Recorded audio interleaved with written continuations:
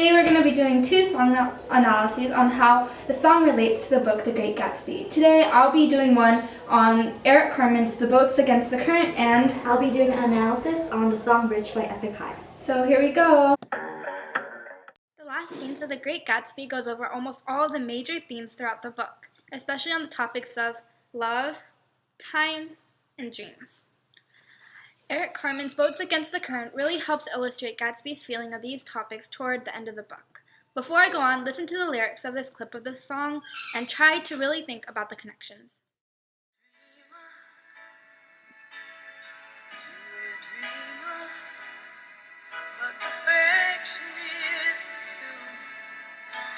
Seems we're all human after all, and we're both taking the fall. But tomorrow we'll run a little bit faster. Tomorrow we're gonna find what we're after at last. Feelings that we left in the past. There's romance in the sunset. We're both against the current to the end. The mood of this song can easily relate to that of the ending scenes, especially when Gatsby is waiting for Daisy, and the last couple of pages when Nick is going back thinking about Gatsby's life overall. While this song is quite slow and the melody does seem a bit down and sulky, it has a hint of hope and love that seems to seep out. It is similar to the mood of the book, which is also quite confusing and contradicting. It is heartbreaking and tragic, yet hopeful. Or it can also be sullen, yet lively. The first verse of this clip immediately starts off by talking about dreams. In a sense, Gatsby and Daisy were both dreamers. However, the dreams they had were very different. Gatsby's was more selfish and about his own life, while Daisy's was more about survival and the way of life. In the line, "I was a dreamer," one can assume that I is Gatsby. Like we went over in class, Gatsby was a dreamer with an unworthy dream. He had passion and determination for all the wrong things. In chapter 8, before Gatsby goes into the pool, Nick says, if that, being that Gatsby didn't care for Daisy, was true, he must have felt that he had lost the old warm world, paid a high price for living too long with a single dream. This can connect with the topic of love and how devoting oneself to an, in Gatsby's case, almost one-sided relationship can really hurt a person.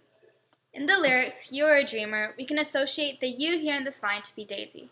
Daisy seems to be one of the most realistic characters throughout the story. However, similar to Gatsby, the dreams, or more like hopes, that she does have are the wrong ones to have. One can see her as a dreamer in a sense where she wants both Tom and Gatsby. She cannot make up her mind because somewhere in the back of her mind lies some hope that she can be with both. Her other dream, but what is to her a reality, is that money can patch up all the holes, an opinion that is clearly debatable. Basically, money is her everything. One can see this when Nick describes Daisy and Tom as careless people who retreated back into their money. There's romance in the sunset, means that there's a certain beauty in age and so on.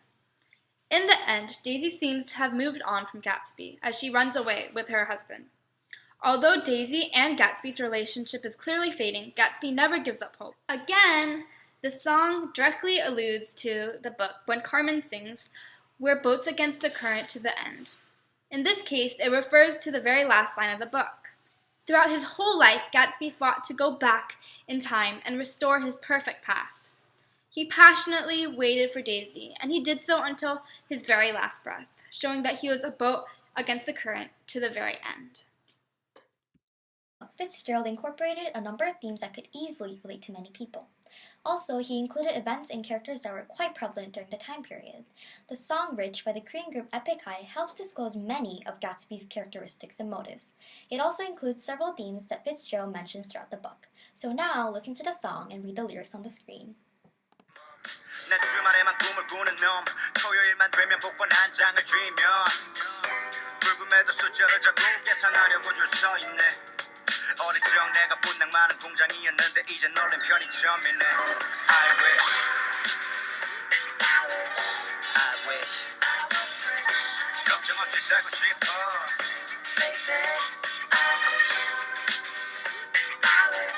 I wish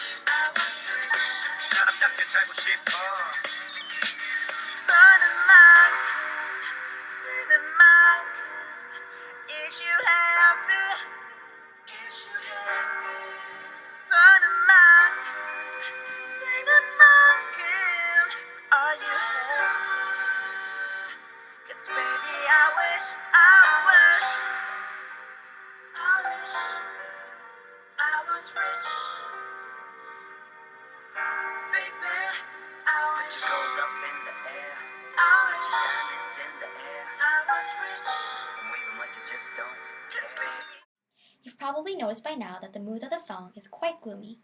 In the novel, Gatsby was unwilling to leave Daisy behind when he had to go back to war. Because he was not as affluent as the other men who tried to lure Daisy, Gatsby becomes sad and anxious, and that is why he motivates himself to become a multimillionaire. One part of the song states, I only dream on weekends, lottery ticket gripped in hand every Saturday. And that is what Gatsby did every weekend. He would be dreaming. Gatsby intentionally bought a mansion across the bay from Daisy. Then he threw lavish parties every weekend. To others, it might seem like he was being a generous host. However, he had a clear motive behind it. He was waiting for Daisy to come to one of his parties.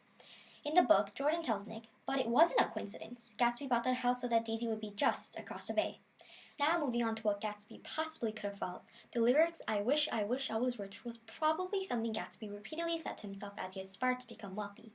He had the burning ambition to make himself successful because he knew that Daisy would never fall in love with a poor man.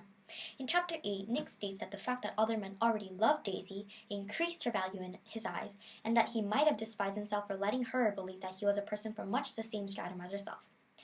Gatsby was worried that he might lose Daisy to other men if she ever found out about his true identity. In the song, the singers question, as much as you earn, as much as you burn, are you happy? Happiness is a major theme in this novel. In order to get one girl, Gatsby pretty much reinvents himself. He gets into the bootlegging industry and becomes extremely wealthy. He buys a mansion and dresses like a dapper. He goes through all this for one particular person, Daisy. He was desperate to have her and essentially become happy. However, the ending of the book makes the readers question the relation between money and happiness, because it is quite apparent that money cannot actually buy happiness because Gatsby ends up dying and Daisy continues on with her careless life with her husband, Tom Buchanan. Towards the end of the song it says, and waving like you just don't care. Carelessness is another major theme in the novel. In chapter 9 it says, they were careless people, Tom and Daisy. They smashed up things and creatures and then retreated back into their money or their vast carelessness and let other people clean up the mess they had made. Fitzgerald is trying to tell the readers that because of the ease of their lives, carelessness has become a major part of who they are. As you can see, these two clips from these two books cover only some of the many themes and topics from the complex book, The Great Gatsby. Some of the main ones covered by Eric Carmen's Boats Against the Current were about time, love, and dreams.